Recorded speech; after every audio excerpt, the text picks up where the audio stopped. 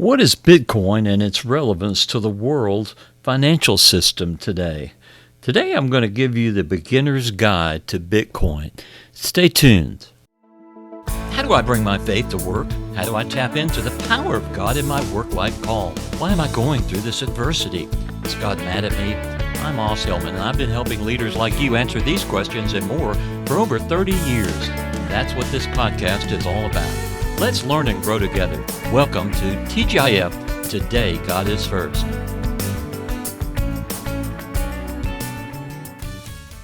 Recently, I read a book called Thank God for Bitcoin, The Creation, Corruption, and Redemption of Money.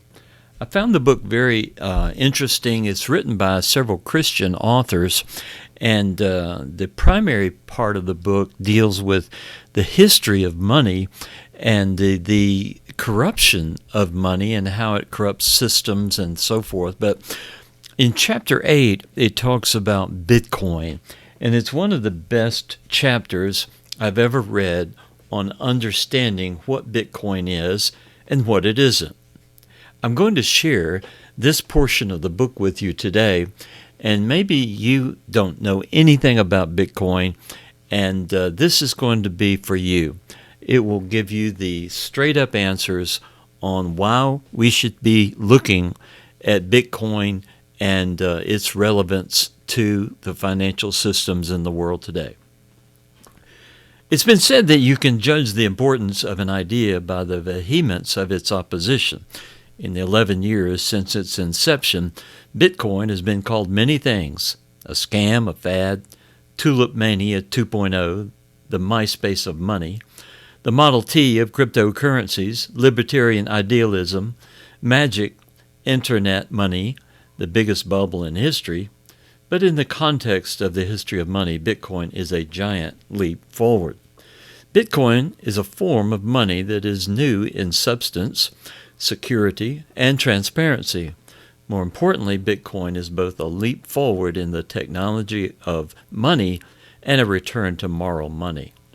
In Chapter 1, we mentioned that money is a tool, and that tools never emerge out of a vacuum. Tools always arise as a special or specific response to a particular problem or need. Bitcoin is no different. At Bitcoin's inception, anonymous creator Satoshi Nakamoto included a message that read as follows: "The Times, 03 January 2009, Chancellor on brink of second bailout for banks," unquote. Satoshi's words were written in the context of the great financial crisis of 2008. They were directly referencing the carnage and injustice that the modern economic system had unleashed on millions of people.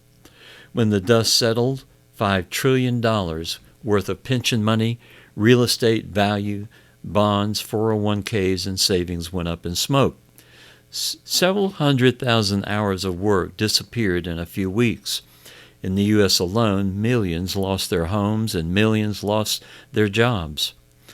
Meanwhile, the banks and politicians that intentionally allowed and personally benefited from the morally bankrupt system received millions of dollars in bonuses.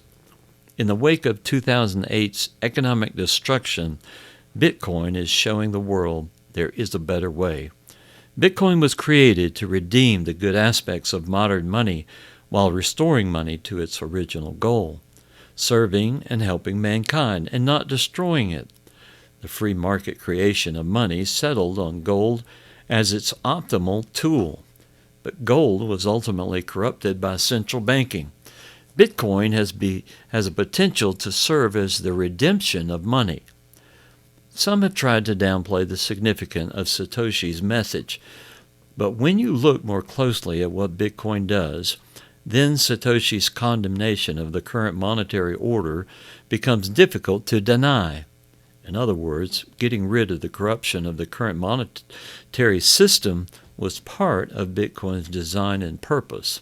In this chapter, we lay out what Bitcoin is and why it's particularly suited to redeem the corrupt monetary system. An alternative to bad money.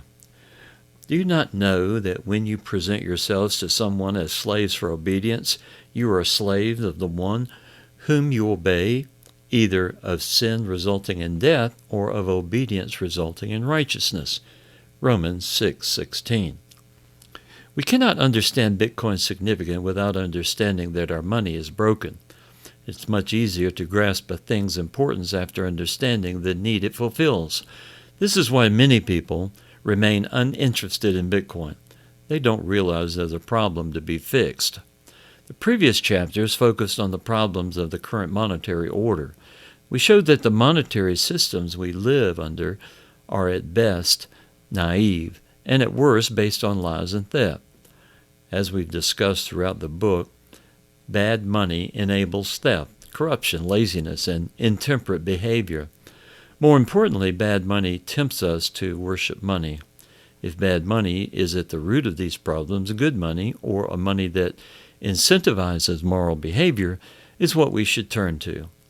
Before we continue this chapter, keep in mind that this book is focused on the moral consequences of Bitcoin. Therefore, we won't be addressing the technical aspects in detail. If you're interested in those details, the resources section at the end of this book offers plenty of places to learn about Bitcoin.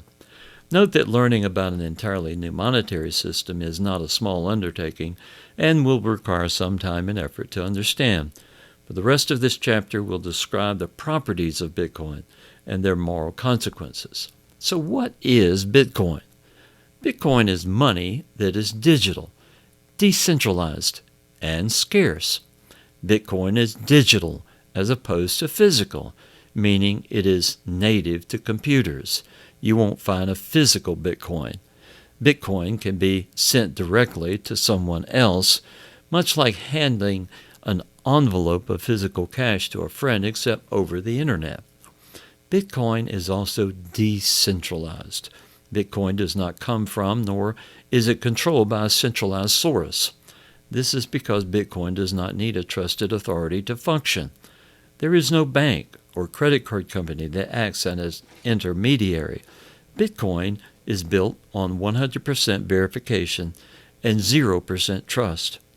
Digital and decentralized might not seem like much at first, but believe it or not, that specific combination did not exist for money until 2009 when Bitcoin was introduced. Lastly, Bitcoin is perfectly scarce, having 21 million unit limit. There can never be any more than 21 million Bitcoin. We'll explore how this is enforced later in this chapter, but first, let's look at the problem that Bitcoin solves. The problem of trust. Do not trust in princes and mortal men, in whom there is no salvation, Psalm 146:3. Computers and the internet have made a lot of things in the world much more efficient. They have enabled us to shop from home, communicate with people from across the globe, and follow events from anywhere. This is in part because digital objects are extremely convenient. Unlike physical objects, digital objects can be copied perfectly and near instantaneously. For example, making a copy of a book in digital form is significantly faster and easier than making a copy of a book in a physical form. Digital objects are easy to copy, and that's a big problem if we want to limit the quantity of digital objects. For instance, when you send an email, you are actually sending a copy, as you still have the email in your sent folder. Similar problems exist with music and movie files. Until Bitcoin, the only way to limit the quantity of digital objects was to designate an authority. For instance, if you buy a book for your Kindle, Amazon keeps track of the fact that you paid and gives you access to the book. Amazon, in this case, is considered the trusted authority between you and the publisher of that book. The existence of a trusted authority makes the exchange much easier. In our case, both you and the publisher can trust Amazon. Otherwise, the publisher would have to set up their own credit card fraud department and e-reader system, and you would have to evaluate the publisher's legitimacy and solvency. Given how popular Amazon is, there's a good chance that You and the publisher have trust relationships with Amazon already, making the transaction less prone to fraud on both sides. Unfortunately, trusted authorities like Amazon add their own problems. For example, if Amazon decides to take away your book, they can. This is no theoretical problem. They have done this in the past with books they decided they no longer wanted on that platform. If Amazon deletes your account, you may not have access to anything digital you bought from them. Technically, you don't really own your digital book as much as you have access to the book with Amazon's permission. In other words, the trusted authority has its own chance to commit fraud. The U.S. dollar operates the same way. The trusted authority may be your bank, Visa, PayPal, the Fed, or any number of financial intermediaries. We don't really own the money in those accounts. We just have access to the money with the trusted authority's permission. For example, many credit cards will not allow you to buy expensive sneakers allowed by gasoline within a 30-minute window. Why? Many stolen credit cards have the specific pattern of buying those two items, so buying them in that order is prohibited. Trusted authorities can be problematic because they can abuse their power. Anyone who has to deal with getting money to missionaries in foreign countries knows how difficult that can be. This is in large part because of the many intermediaries that the money has to go through. As most money in the world today is moved digitally, the trusted authorities have an outsized say in who gets to move money around and who doesn't. In many instances, these trusted authorities steal from these transactions either by demanding bribes or by adding extra fees. Solving trust. Bitcoin removes the need for a trusted authority. Bitcoin can be transferred directly, much like exchanging physical cash, but done over the internet. A trusted authority is not needed because there is a complete record of every transaction that anyone can download. This ledger is called the blockchain, and anyone can check for transactions directly.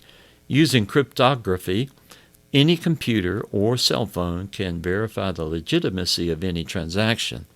Unlike a silver piece that's been debased or a gold coin that's been clipped or a $100 bill that's been counterfeited, Bitcoin is extremely difficult to fake. Its authenticity can be checked quickly and easily on a low-end mobile phone. Because Bitcoin is also easy to verify, it's less susceptible to fraud like counterfeiting. Unlike the arbiters of the financial system, Bitcoin cannot be bribed. In other words, Bitcoin makes transactions much easier to trust and is thus a more moral alternative. The problem of inflation. Proverbs 28:20 says, "A faithful man will abound with blessings, but he who makes haste to be rich will not go unpunished."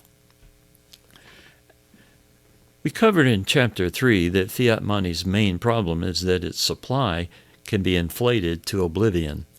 This expands the supply of the currency, making it less valuable over time, deterring people from sound long-term financial planning and saving. As covered in Chapter 3, monetary expansion is a way for government authorities to steal from the community through a hidden tax, usually without representation, legislation, or transparency. The reason this theft is possible is because of the existence of a central bank. A system of money without an authority that can expand the money supply wouldn't have this problem. In other words, a moral money wouldn't have a central money printing authority. As covered in Chapter 2, traditional money already existed in nature, like salt, seashells, and silver. These all have the property of decentralization, or the lack of a central money creator. As long as these goods were difficult to acquire, they functioned well as money. For this reason, gold is a more moral money than paper. Central banks can always print more money and steal from the community in a fiat money system. In a gold monetary system, without any fractional reserve banking, an equivalent amount of theft would be much more difficult to pull off. Bitcoin and gold are both decentralized in a similar way. Unlike fiat money, there is no producer of Bitcoin, just as there is no single producer of gold. The production of Bitcoin is costly, much like the production of gold. Yet anyone with a computer can try to mine Bitcoin, just as anyone with a shovel can try to mine gold. Bitcoin is superior to gold in that the total supply of Bitcoin is already known. Bitcoin is the only money in the world that exhibits absolute scarcity. There will only ever be 21 million Bitcoin in existence. This differs from gold, which continues to expand in supply via mining. In 2019, NASA found an asteroid with 1 million times more gold than all the gold that exists in the world's vaults. If gold could be cheaply mined on such an asteroid, gold would go the way of salt or seashells and no longer be used as money. The scarcity of Bitcoin is guaranteed in a way that gold is not. Bitcoin is therefore a more just money, one that is resistant to theft by central bankers, as well as technical innovations and discoveries. The predictable, transparent, and immutable supply gives Bitcoin a significant advantage as it competes for the trust of the community to become a reliable store of value. Unlike government money or even gold, people know with absolute certainty that Bitcoin will never have its value compromised by an unexpected supply increase. Bitcoin's fixed supply also provides a fixed measurement of value, which encourages consistent quality and disincentivizes cutting corners.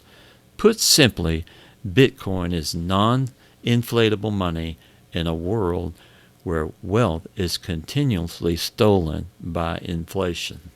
There's more I could share with you, but I'm going to leave it at that and encourage you to read the book itself called Thank God for Bitcoin, The Creation, Corruption, and Redemption of Money. You can find it on Amazon or our bookstore, tgifbookstore.com. Also, maybe this is such a new area for you, you wouldn't know where to begin. I've been in the crypto space for about 2 years now, and I've seen that it's really the wild, wild west. There's a lot of scamming. There's a lot of risk. And so if you invest in Bitcoin or any type of cryptocurrency, only invest your risk capital. That risk capital is what you can afford to lose. It's not going to affect you if you were to lose it. Nobody wants to lose money, but if you're in this space, it's an emerging industry, and so it has a lot of ups and downs, and regulations have not been put in place by the government, and they're continually fighting it because they see Bitcoin and crypto as competition for banks. So we're in a volatile marketplace. Having said that, there are some places out there that you can do quite well without having to not have knowledge of cryptocurrencies. I'm involved in one program called 818cryptoprogram.me. If you go to that website, you can watch a webinar on a program that's generating 25% return on your money. That's 818. That's 25% monthly, not yearly, but monthly. And I've been in the program several months now, and it has paid out consistently. So if that's of interest to you, go watch the webinar at the number 818cryptoprogram.me, like me, 818cryptoprogram.me. So thanks for being with me today. God bless, and I hope you have a great day.